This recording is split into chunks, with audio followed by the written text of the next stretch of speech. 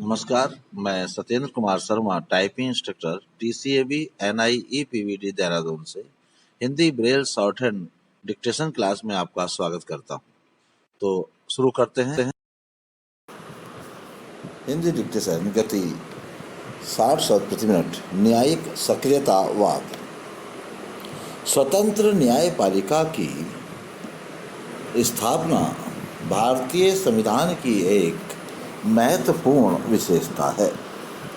संघात्मक राज्य व्यवस्था में साधारणतः दोहरी न्याय पद्धति होती है।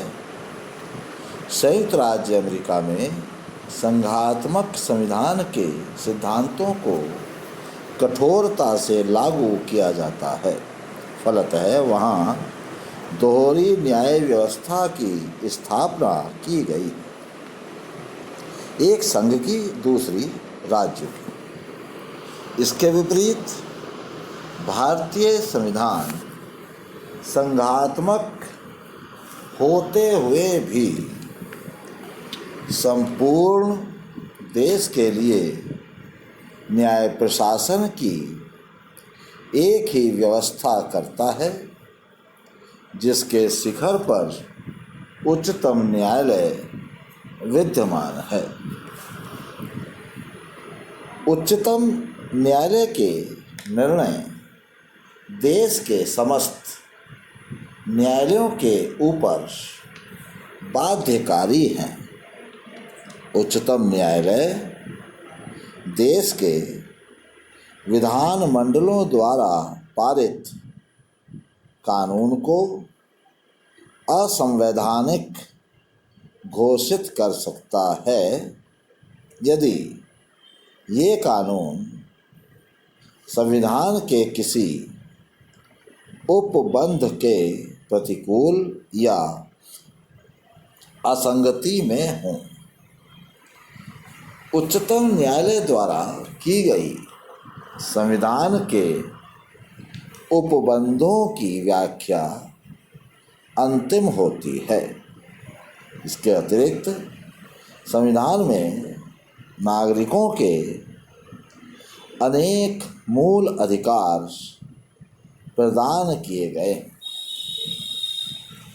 संविधान में इन अधिकारों का उल्लेख महत्वहीन होगा जब तक इनकी सुरक्षा के लिए कोई समुचित व्यवस्था न की गई हो। भारतीय संविधान ने इस पुनीत कार्य को संपादित करने का कर्तव्य उच्चतम न्यायालय को सौंपा है। हमारी संवैधानिक योजना में न्यायपालिका को मिली इसी महत्ता के फलस्वरूप न्यायिक सक्रियता की अवधारणा का विकास हुआ है। हमारे संविधान का एक महत्वपूर्ण लक्षण विभिन्न संस्थाओं, प्रमुखतया व्यवस्थापिका संसद और विधानसभाएं, कार्यपालिका और न्यायपालिका में शक्तियों का विभाजन है। इस विभाजन से केंद्रीय निष्कर्ष यह निकलता है कि संविधान का उद्देश्य किसी को असीमित अधिकार और शक्ति प्रदान करना नहीं है। केंद्र और राज्य की शक्तियों की संविधान की 7वीं सूची में व्याख्या की गई है। राज्य सूची के अंतर्गत आने वाले कानूनों को बनाने का कोई अधिकार केंद्र का नहीं है।